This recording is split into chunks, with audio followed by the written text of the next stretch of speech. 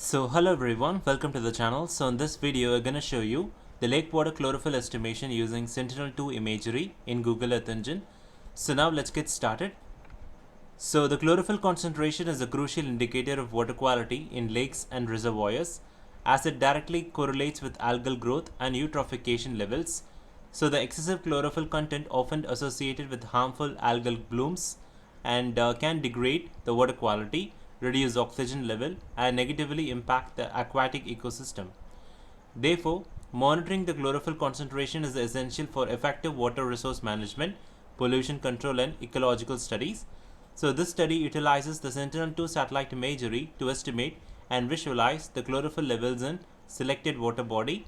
So we're going to perform the Normalized Difference Chlorophyll Index derived from Sentinel-2A imagery and is used to quantify the chlorophyll concentration. So in our first step, we're going to select the lake or the water body of our choice using, we're going to draw the polygon geometry around it. So next we're going to apply the temporal and spatial filters. So after that, we're going to remove the cloud contaminated image and performing the Normalized Difference Chlorophyll Index from Sentinel-2A imagery and masking the noun water areas using Normalized Difference Water Index. And next we're going to compute and display the chlorophyll distribution using our color scale. So now let's get started. So to estimate the lake water chlorophyll concentration, so first we have to define our region of interest. So now I'm going to select one of the water body here. So you can able to visualize this is a lake here. So I'm going to select this particular lake in this study region here. So to create our region of interest, we're going to navigate this option called draw a rectangle. So I'm going to click this. So once you did that, so we're going to draw a rectangle over this water body here. So I'm going to draw my region of interest. So once you did that, so here you can able to visualize a new variable called geometry is created, polygon with 4 vertices. So here I'm going to show, click this option called show generated code. So in this I have a latitude and longitude of my study region. So I'm going to select this particular latitude and longitude of the newly created of a region of interest. And once you did that, we're going to navigate to this variable called water body area. So inside this variable, I'm going to copy and paste my latitude and longitude of my newly created study region using Ctrl V in my keyboard. So now I have managed to paste my latitude and longitude of my study region. You can able to see this. So in this variable called water body area, so once we have pasted our latitude and longitude using earthengine.geometry.polygon, it's going to convert this latitude and longitude into a polygon. So for that we have mentioned earthengine.geometry.polygon, and inside we have our latitude and longitude of this newly created study region. So now we're going to click this option called exceed, and I'm going to turn this off. So in the next step, we're going to map, we're going to center this layer. So to do that, we're going to define map.centerObject water body with a suitable zoom level. So my suitable zoom level is around 10. So you can adjust your zoom level according to your analysis. So in the next step, we have to add our study region. To do that, we're going to define map.addLayer water body area and with the default visualization parameter, and we're going to output the layer as study area. So once you did that, we're going to click this option called run. And now here you can able to see that. So I'm going to click this option called study area in the layer section. So now we have managed to create our region of interest.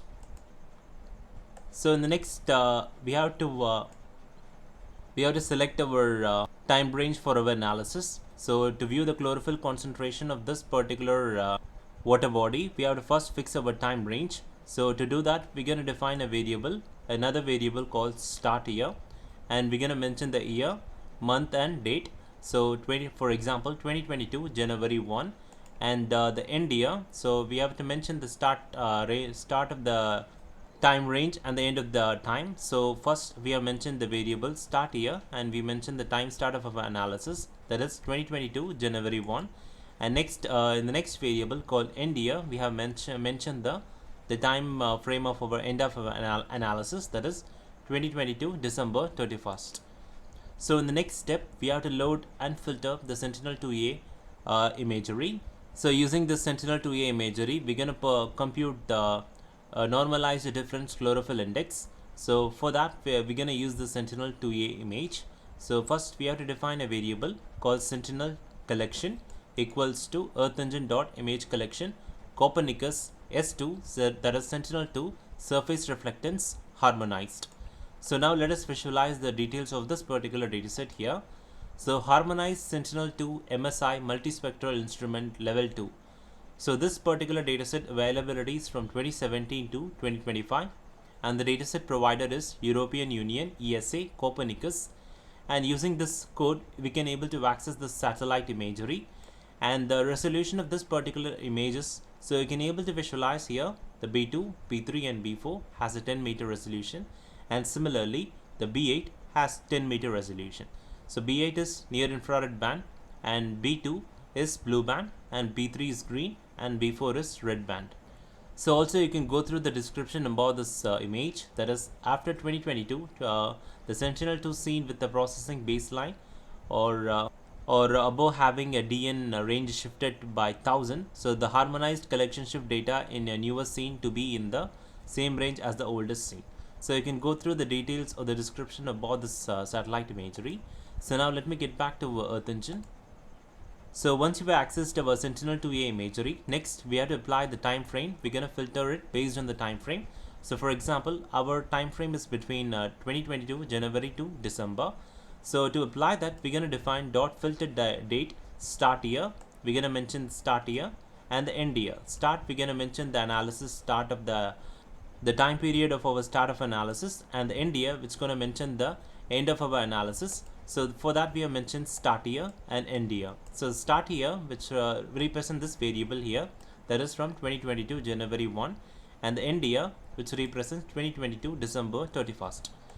And in the next step we're going to filter the image within based on our region of interest, that is our study area. So we have managed to create our study area. So in the layers section you can able to see this is our study area. So to filter it based on study area, we're going to define dot filter bound water body. So water body refers to our study area. So in the next step we have to we have to filter it based on the cloud pixel percentage. So to acquire the satellite image with the least cloud contamination. So to do that, we're going to define dot filter Earth Engine dot filter dot less than cloud pixel percentage less than 20, and we are applying the cloud pixel percentage lesser than 20. So next step we're going to create a loop function. So in that first we're going to apply some scaling factor to our Sentinel-2A band.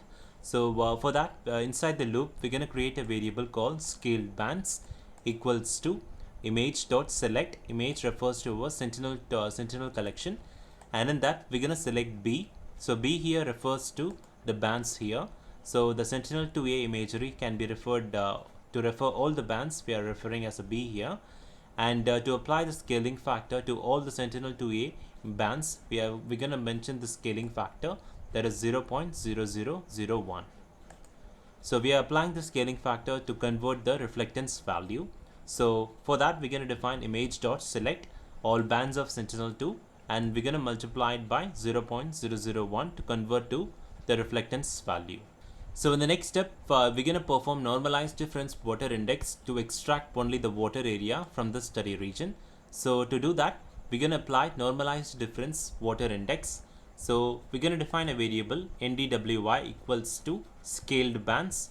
We are referring to this particular variable after we apply the scaling factor, and scaled bands dot normalized difference B3 minus B8 divided by B3 plus B8, and we're going to rename as NDWI, that is normalized difference water index. So using this formula we are going to compute our NDWI. So in the next step we're going to apply threshold in order to extract only the water areas to mask out all the non-water areas. So to do that we're going to apply threshold to it. So first we're going to create a variable called water mask equals to NDWI dot greater than 0.1. So we are applying a threshold that is greater than 0.1. So it's going to only show us the water areas and masking out the non-water areas. So for that we are applying this threshold of greater than 0.1. So in the next step we're going to compute the chlorophyll index. So for that we're going to create a variable chlorophyll index equals to scaled bands dot normalized difference b5 minus b4 divided by b5 plus b4. So we're going to rename as NDCI, that is Normalized Difference Chlorophyll Index. So let me show you that. So the Normalized Difference Chlorophyll Index is a spectral index designed to estimate the chlorophyll A concentration in water bodies. It is particularly useful for detecting the algal blooms and assessing the eutrophication levels in lakes, reservoirs, and coastal waters. So NDCI is computed using red edge, that is B5 in Sentinel 2A imagery, and red band of B4 bands from multispectral, that is our Sentinel 2A imagery. This index takes an advantage of unique spectral response of chlorophyll, which strongly absorbs the red light, that is B4, but reflects in the red edge region of B5. So high NDCI value indicates the increased chlorophyll presence, suggesting the higher phytoplankton's activity, while low value corresponds to a clear water with lower chlorophyll concentration. So this is a formula where we computed to compute normalized difference chlorophyll index, that is B5 minus B4 divided by B5 plus B4. So we are using these two bands, that is B5 red edge band, that is sensitive to chlorophyll A variation, and B4 the red band, that is 665 nanometers absorbed by the chlorophyll. So now let me get back to Earth Engine. So next step, it's going to return the chlorophyll index and dot update mask, water mask. So we applied our the threshold value in order to extract only the water areas and mask out the non-water areas. So for that, to update that in our chlorophyll index imagery, we can apply dot update mask, water mask, and copy properties image, system time start and system time end. So now to visualize the details of this, we're going to mention print filtered Sentinel-2 Sentinel collection, referring to our Sentinel-2A image collection. So we're going to run this. So in the console section, you can able to visualize this filtered Sentinel-2A collection, as we mentioned here. And the image collection, we're going to click this arrow button. So here we have these features. We have more than 233 elements that is available. And inside these elements, we have this image 1 containing one band. We're going to click this. And inside this bands, we have NDCI, that is Normalized Difference Chlorophyll Index, in float data type, with the coordinate reference system is given here, EPSG 32646. So likewise, we have 233 elements. And the properties, we have the metadata property of this particular image here. So you can able to see that. So in our next step, we have to visualize our chlorophyll index image. So to compute we're going to compute a mean image to get the chlorophyll index imagery for the time period from 2022 January 1 to December 31st. So for that, we can apply this variable NDCI composite equals to the Sentinel collection dot mean function. So we are applying main function in order to acquire a single image, a mean image out of this entire time period. And next, we're going to clip it based on our region of interest, that is dot clip function. With the region of interest is our water body area. So we're going to navigate. This is our study area. That is our water body area. And the next step, we have to apply the visualization parameter. We're going to add the layer and we're going to apply the visualization for the chlorophyll index. So to do that, we're going to define map.addLayer NDCI, that is Normalized Difference Chlorophyll Index composite. And we're going to set the minimum of -1 and a maximum of +1. The color palettes starting from blue, yellow and red. So blue, which indicates the lowest level of chlorophyll index, and yellow, which indicates the moderate level, and red, which indicates the highest level of chlorophyll concentration in this water body. And we're going to output the layer name as chlorophyll index. So I'm going to navigate this option called run and click run. So let us visualize the result. We're going to navigate to the layer section. And I'm going to click this option called chlorophyll index. Let us visualize the chlorophyll index value here. So you can able to visualize from this stereo, that is this water body. So this is the chlorophyll index value of this water body here. So the image is getting loaded. You can able to see from this layer section. So it is loading here. So now you can able to observe the image has loaded here. So we're going to navigate to the layers section again, and we're going to click this option. So we have this chlorophyll index visualization parameter. So in the custom section, I'm going to click this option, and I'm going to click this option called stretch 90%. And once you did that, it's going to give us the different ranges here, starting from minus 0.32 to minus 0.019. So we're going to click apply here. So now here you can clearly able to visualize the image here.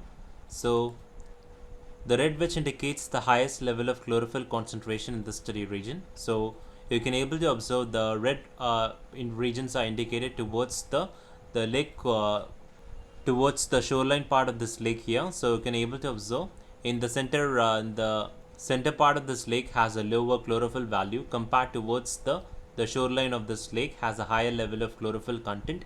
So you can able to see based on the color, the red which indicates highest, and the yellow which indicates the moderate level of chlorophyll, and the blue which indicates the least amount of chlorophyll index. So to interpret these values here, so for example, I'm going to use this inspector tool here, and I'm going to click this value here. So you can able to observe from here the chlorophyll index value. So I'm going to use my inspector tool. I'm going to click here. So let us visualize these values here. So NDCI, so for this image, it is around minus 0.12 is the chlorophyll index value. So let us visualize the interpretation of NDCI.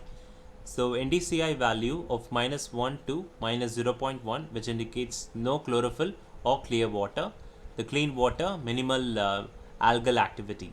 If the chlorophyll value ranges from minus 0.1 to plus 0.1, which indicates the low chlorophyll content, so water is relatively clear. And next, if the value ranges from 0.1 to 0.3, it is of moderate chlorophyll content. The some phytoplanktons presents an early signs of eutrophication, and if the value ranges from 0.3 to 0.6, it indicates the high chlorophyll value, the algal bloom, risk, and moderate eutrophication. And in the next step, we have this value ranging from 0.6 to 1.0, the very high chlorophyll value, a severe algal bloom, and potential eutrophication crisis. So basically our value lies between minus 1 to minus 0.1 here. So you can able to see here. So let us navigate to our next step here. So next we're going to select the Sentinel 2A image for specific date range within this year, for example. So I'm going to analyze the chlorophyll values between June to December. So to do that, I'm going to define this another variable called target image equals to the Sentinel collection, and we're going to filter it based on the specific date here. For example, 2022 June 1 to 2022 December 31st. And to acquire the mean image out of this time period, we're going to mention dot mean function to ensure a single band image, and we're going to clip it based on our region of interest, that is our study region, water body. And last, to add this layer, we're going to define map.add layer target image. Minimum, we're going to set the minimum -1 and to a maximum of +1. And color palettes, as I said earlier, the blue, yellow, and red which indicates highest, and blue which indicates the lowest. And output the layer name as chlorophyll index from June December 2022. So now let us visualize that. We're going to click this option called run, and let us visualize the result. So in the layer section, we have the second layer called June to December. I'm going to turn this on. So now here you can able to see that we have loaded the image. So we're going to perform the similar action. We're going to navigate to the layers and click this option.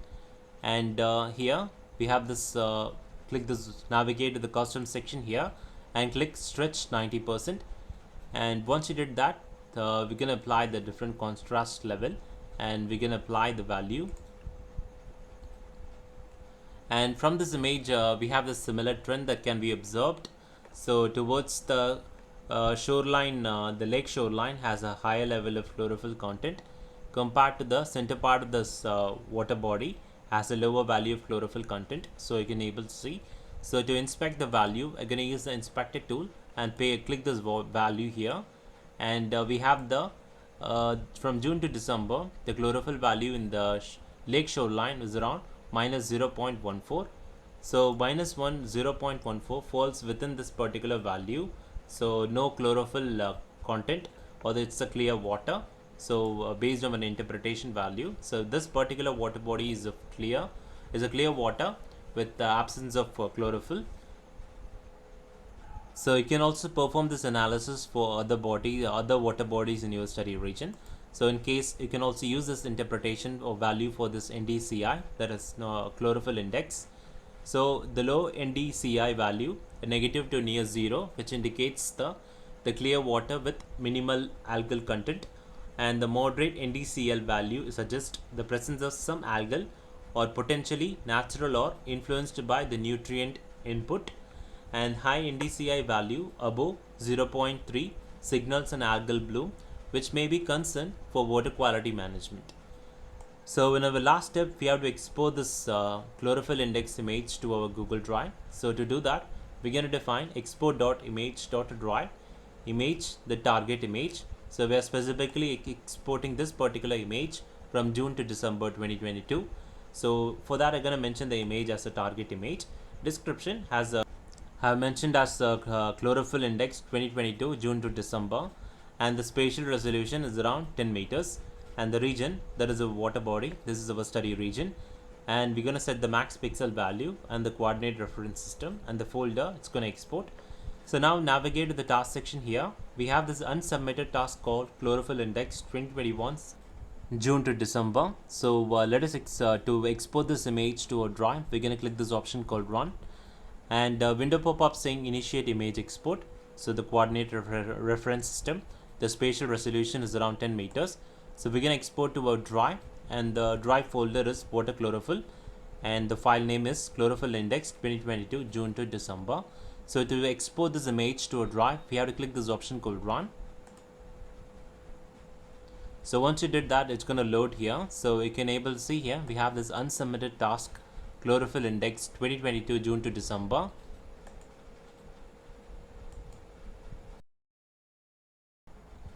So now it's going to take some time to export this image to a drive.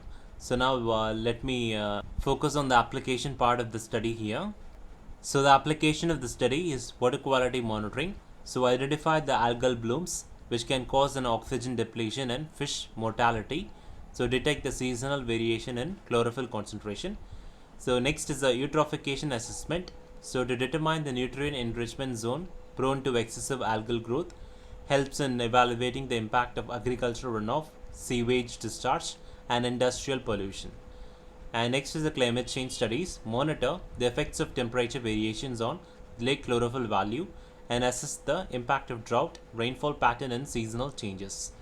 And last is the drinking water source protection. Identifies the water bodies at risk due to the high algal content, helps in designing appropriate water treatment measures. So let me get back to Earth Engine. So in this video, I have shown you lake water chlorophyll estimation using Sentinel 2A Imagery in Google Earth Engine. So thanks for watching, and make sure that you subscribe to our channel and give us a like. And the code link will be given in the description of this video. So thanks for watching.